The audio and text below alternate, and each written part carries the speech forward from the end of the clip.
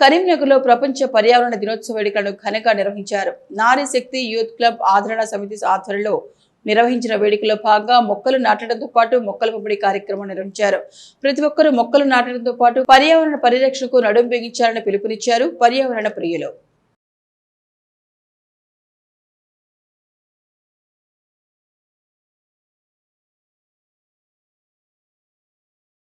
ముఖ్యంగా ప్రతి ఒక్కరం మన చుట్టూ ఉండే పరిసరాలను పరిశుభ్రంగా ఉంచుకోవాలి.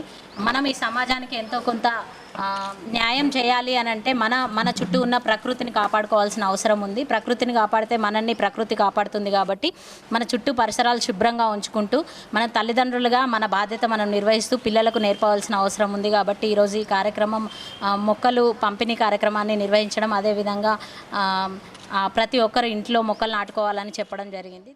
పరిరక్షణపై అందరూ అవగాహన తెలుసుకోవాలని ఈ ప్రోగ్రామ్ని కండక్ట్ చేశాము. ముఖ్యంగా చిన్నపిల్లలు మరియు మన యూత్, నా ఏజ్ వాళ్ళు, ఇంకా యూత్ మెంబర్స్ ఎంతోమంది ఎన్విరాన్మెంట్పై అవేర్నెస్ తెలుసుకోవాలి. అవేర్నెస్ ఉండాలి అందరికీ.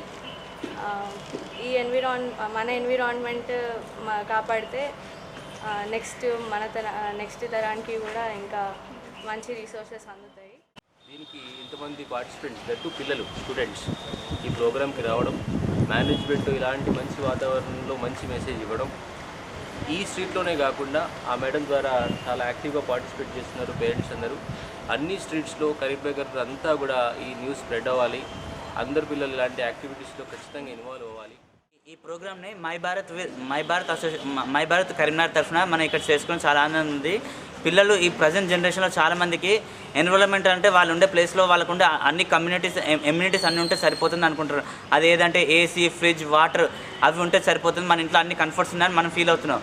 But they are artificial things. అవి మనతో ఎప్పుడు కానీ అవి ఒక మనిషితో పాటు ఉంటాయి. But actually which are the necessary are which are given by the nature. అవి ఏంటంటే ట్రీస్ ఉండొచ్చు, ప్లాంట్స్ ఉండొచ్చు, యానిమల్స్ ఉండొచ్చు, ఇన్సెక్ట్స్ ఉండొచ్చు, ప్రతి ఒక్కటి అవన్నీ మనం ప్రకృతితో మనం మమేకమవుతూ జీవిస్తేనే అది మనకు ఒక ప్రకృతి సహజీవనం అవుతుంది.